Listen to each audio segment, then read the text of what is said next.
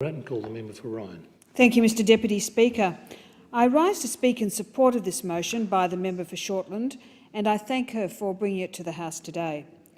Cancer in all its types exacts a terrible price in Australia, emotionally, physically and financially.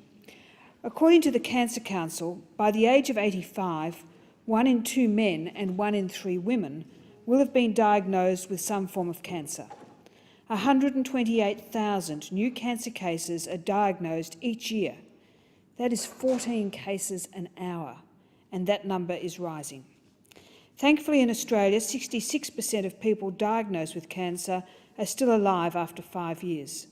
According to doctors and the Cancer Council, the key is an early diagnosis and treatment. That is what makes being aware of the symptoms of ovarian cancer so important. Unfortunately, the symptoms are so commonplace that many women simply ignore them until it is too late. With no effective screening methods available and the symptoms being so commonplace, ovarian cancer is hard to detect early, which is why it often presents after it has spread. That is why it is so important that women are not only aware of those symptoms, but of the other risk factors in developing ovarian cancer.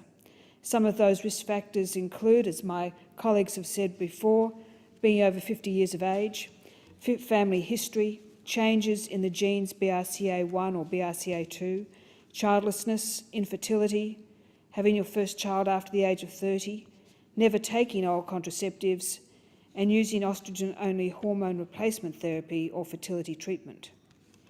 If you have symptoms and other of these risk factors, it is vital you get to your doctor for a checkup, as the survival rate of this cancer depends on whether or not it has spread from the ovaries.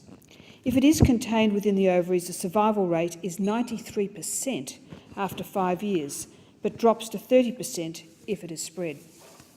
That drop in survival rate is why I particularly support point 6 of this motion. We must do more to educate women to be more aware of the symptoms and risk factors. And we must help researchers to develop more efficient and effective diagnostic tools. Of course, that means making more funding available, and to do that, I ask the opposition to support its own proposed budget measures before the Senate. As both the head of Treasury and the Governor of the Reserve Bank told Cabinet last week, a return to surplus will not occur in the foreseeable future if we do not address the $110 million a week this government needs to borrow to pay the interest on Labor's legacy of debt. I am certain that researchers in the field of ovarian cancer would enjoy just 1 week of the government's interest payments for their research funds. This is the reality of the vandalism wreaked on our economy by Labor. Labor's debt is quite literally preventing more research funding. Mr Deputy Speaker, according to the Cancer Council, the direct cost of cancer is $3.8 billion in direct healthcare costs alone. This does not include time lost for treatment and recovery, nor can an adequate figure be placed on the suffering of victims and their families.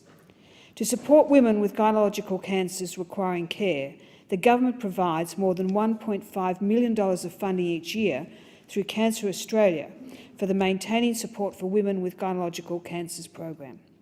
The program aims to support health professionals to deliver evidence-based multidisciplinary care to women affected by gynecological cancers and to provide information and support for women, their families and carers.